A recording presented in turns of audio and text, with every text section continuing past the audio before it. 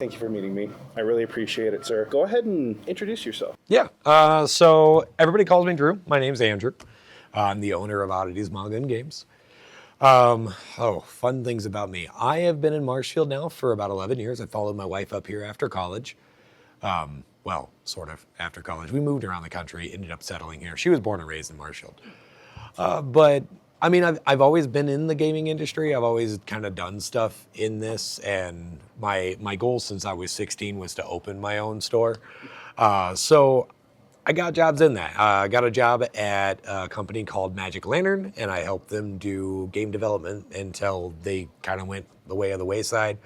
Moved on, ended up getting a job at GameStop, worked at GameStop for a while, kind of, in and out, and did some voice acting stuff, and learned what I could until inevitably I opened my own store. And here we are. How, since the age of 16, thinking about wanting to open your own game store, how has that, affected OMG, and how has it affected the planning of OMG? So kind of affected a lot, including the point that at one point we were planning vacations around the country specifically to go visit different LGSs. I spent years going and talking with other store owners and employees and what they liked and what they didn't like and what they wished they wouldn't have done when they opened stores, or what they learned throughout the years and what they wanted. And I paid attention to like how things are organized, how they were set up, the places that I felt like I walked into and I was invited when I walked in even though they didn't know who I was, versus the one where I walked in and I felt like cold shoulders and I was an inconvenience to them for being there. And those were all little things that I paid attention to and I wanted to know about. So as we were kind of planning what we wanted to do with OMG, those were what we were breaking apart and looking at. And, I feel like it reflects in the store, so it's nice. OMG effectively puts its own spin on a game store. And how do you feel that has affected the local area in Marshfield? So game stores are a lot like fingerprints. Almost every town has one. Everywhere you go, there's someone that has a small card shop or a video game store, a GameStop, and even GameStops are different from one to the next. But there's always little things there, but not a single one of them is alike. You can even have multiple game stores in the same town, and they'll be nothing like each other. Because they're a reflection of the person that owns them and the reflection of the community that comes in and builds. And OMG, I feel like, is different because it is so open and welcome to everyone. We have people that come in that are, 16 and 17 who play with people that are 50 and 60 because they have a passion and a love for the same type of game. So they get together and they get to enjoy that together. And I've got fathers and sons that come in and play games with, mothers and daughters. And we've got everybody in between that interacts constantly. And I love that concept, the fact that there is such a huge community in Marshfield and they're so intertwined with each other and they're so caring and loving. Like it's nice to see that. Do you notice any trends in what your customers are interested in, like certain games or genres becoming more popular? Have you seen any changes in your customer base since you opened? Oh, most definitely. In 2 years, it is changed and wavered continuously. A lot of it's based off of what's popular currently in pop culture. With K-pop Demon Slayer, we've seen people coming in wanting more of the anime statues of that, or they dived down and found a lot of Korean anime and Korean manga, which we carry in store. Solo leveling became more popular again after K-pop Demon Slayer. If you go back a couple of months and look at what was a movie that came out? It was a fantasy genre movie, which piqued people's interest in playing Age of Sigmar because they wanted to do a more tabletop fantasy-based game. It's all over the place. I mean, something as simple as a meme can change what's popular in gaming overnight. generates people's interest and curiosity, and then people find things that are similar to that and build off of that. And the gaming industry has always been that way. You got your staples like Magic and Pokemon and Warhammer, but things like BattleTech come in and out of popularity, Conquest, plenty of the different mangas, video games. Mario's a staple, but there's a lot of people that are not interested in doing things with Nintendo, and people have shifted directions and have gone more the route of Steam and started getting Steam Decks where they can play a full option of genres directly on there. And even handheld gaming is starting to become more popular as we're on the go as a society. So it's always waving and moving. How do you stay competitive with online retailers or larger stores, and how has the local economy or community response affected your business? So the easiest way to stay competitive with online is to be online. And nowadays, if you want to survive, that's how you have to do it. So we've got an eBay, we've got an Amazon, we've got a TCG player. We also have our main website that you can purchase off, sort of. I built Still it under myself. It's construction. still under construction. It's not good. But there's always options where you can find things that we sell, and we have a larger audience there. And then the easiest way to be able to compete with like Target and Walmart and everything else is I sell at MSRP. So I'm not selling it 10% below market, or, you know, if you want to buy a Pokemon booster box for 161, I'm selling it for 161. I'm not selling it for $350 because that's what the going price is. And the community responds well to that. I'm a big believer in transparency. So I'm open and honest about what I have available, what I can get, what's going on in the industry, and why I can and can't get it, and what I pay for things. People know that I have no markup in my stuff because there is no markup. But that's the gaming industry. It's always kind of been that way. And I would rather be open and honest and show what it is that I'm dealing with than be like, "Bruh." OMG seems to be more than just a store. It also seems like a community space. What was that part of your original plan, and what role do you think businesses like OMG play in building local community connections? So yeah, 100%. The original build out for OMG has always included a place where community can come and hang out and interact with one another. And it has always been in our business plan to be active in the community around us. How do you ensure OMG is a welcoming and inclusive environment for everyone? How do you handle issues like bullying, conflicts, or inappropriate behavior among customers? A lot of that comes down to communication. I have been very vocal about what I expect from my community and what I want to see interactions with people. My people stand up for that and make a point of that. Very rarely have I really ever seen bullying in the store. People are usually pretty good about, if they hear it, they say something, and they'll address it right there. But it also helps the fact of, like, we're nerds. Nerds spent most of our life being bullied, so we don't tend to bully each other as much, unless you're, you know, a Star Trek fan and someone else is a Star Wars fan. Then them be fighting words. But One brings out the phaser, the other one brings out the lightsaber. You know, it's a huge battle. Communication is key. I mean, I say that a lot in my life, with the fact of, like, the easiest way to make sure things are taken care of and continue to flow is you gotta talk. So, Are there any stories or moments that made you proud of the impact OMG has had? so a little while back, last year, we were made known of a little girl in town that had cancer. And the community came together and we raised over $3,000 for her. We raised over $1,000 for scholarships for kids that were going to college.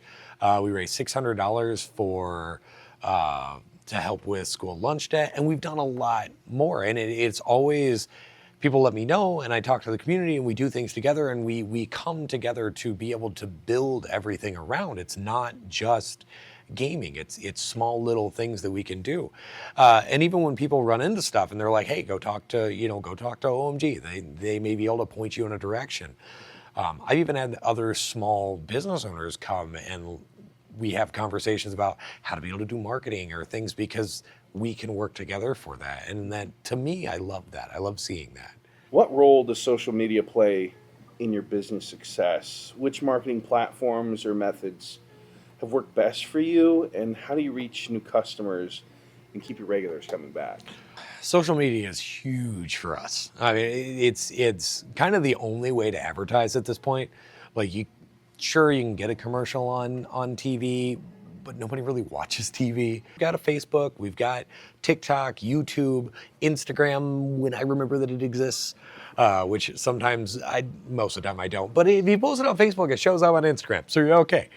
And then we've got a Discord that's extremely active. I think we've got little over 600 people in there right now. So it's constantly engaging and doing stuff. So as we run events, like right now it's our, we turned 2 this month. So we've got sales going on books and board games, and we've got stuff going for players and in events.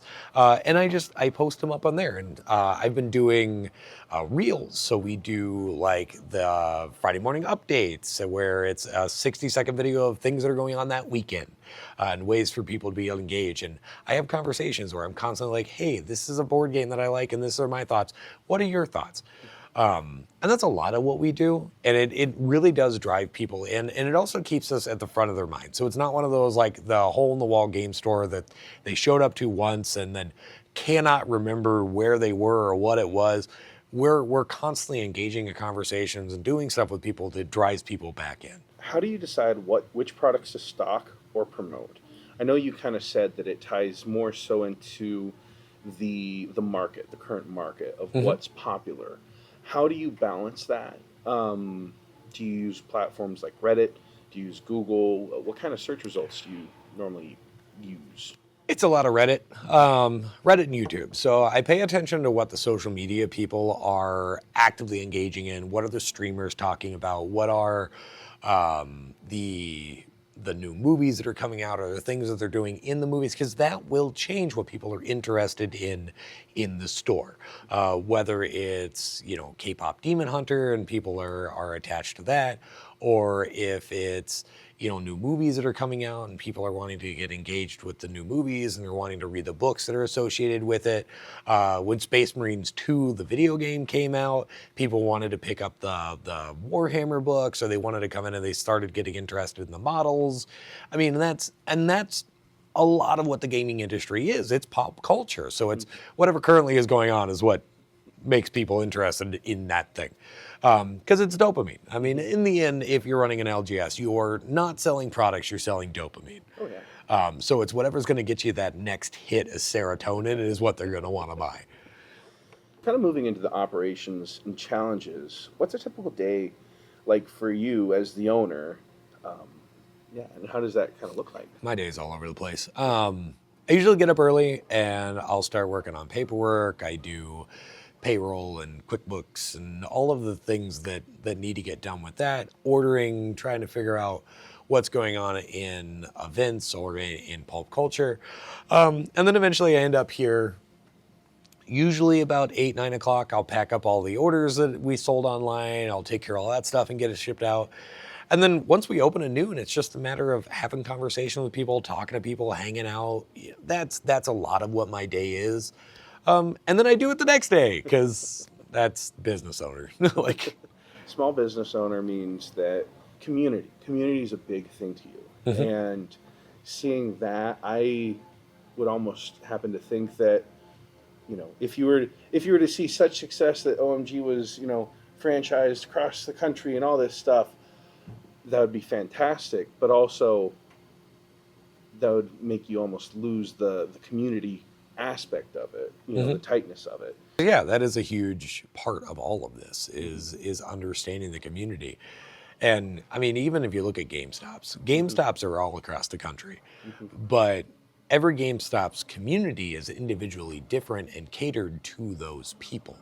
Because you can't build a gaming culture that's cookie cutter. It just doesn't work. How have you adapted to social changes in the recent years, kind of thinking more along the lines of tariffs? How have those affected you? When 90% of what you do is import, you just kind of have to grit it and run with it.